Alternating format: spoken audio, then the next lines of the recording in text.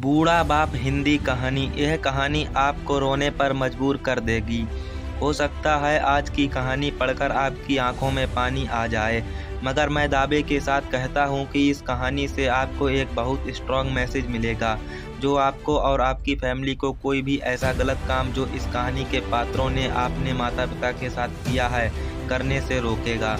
आपको पता चल ही गया होगा कि यह कहानी है एक बूढ़े मजबूर पिता की। एक गांव में एक आदमी रहता था जो बहुत बूढ़ा हो चुका था, जिस वजह से उसे कम दिखाई देता था और बहुत कमज़ोर हो गया था। इसलिए अपनी बची खुची ज़िंदगी अपने बेटे के साथ बिता सके, इसलिए शहर में रह रहे उसके बेटे के घर रहने चला गया।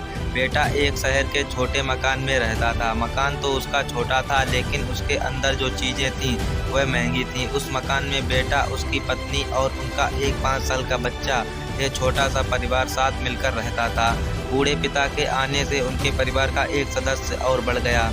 यह पूरा परिवार रोज सुबह शाम को डाइनिंग टेबल पर साथ में खाना खाया करता।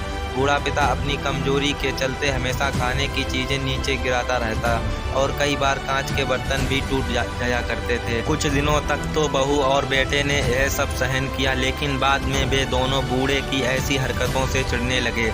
एक दिन बेटे ने कहा कि ऐसा कब तक चलेगा, हमें कुछ करना पड़ेगा।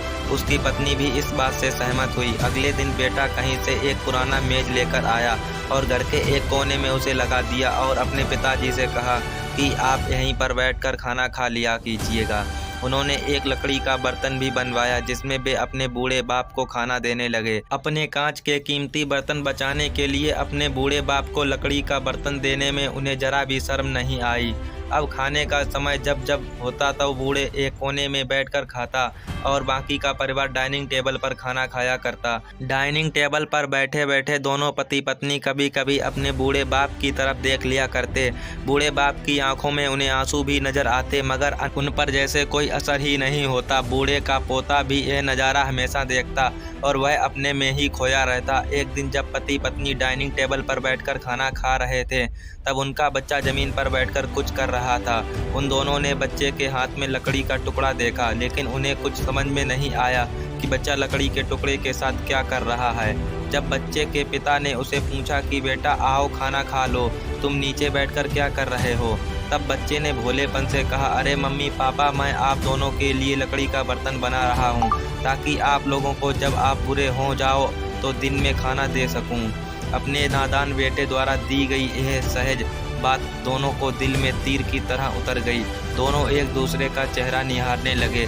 बिना कुछ कहे ही दोनों की आंखों में पानी आ गया और उन्हें अपने भविष्य की किताब अपने आप को सामने खुलती हुई नजर आई। उन्हें समझने में ज़्यादा देर नहीं लगी कि अब उन्हें आगे क्या करना पड़ेगा। अगले दिन कमरे के कोने से वह पुराना मेज हट गया और अब बूढ़ा पिता और बाकी का परिवार साथ में मिलकर फिर से खाना खाने लगे। बूढ़े की कमजोरी की वजह से हो रही गलतियां भी अब किसी को नहीं चिढ़ाती थीं। दोस्तों, यह कहानी हमें बताती है हर वह पत्ता जो आज हरा है वह कल सूखेगा और डाली से नीचे भी गिरेगा। इसलिए हमें अपने बड़ों बूढ़ों का हमेशा ख्याल रखना चाहिए और हमें हमारे माता पिता और बुजुर्गों के साथ वैसा ही व्यवहार करना चाहिए जैसा हम चाहते हैं कि हमारे बूढ़े होने के बाद हमारे बच्चे हमारे साथ करें।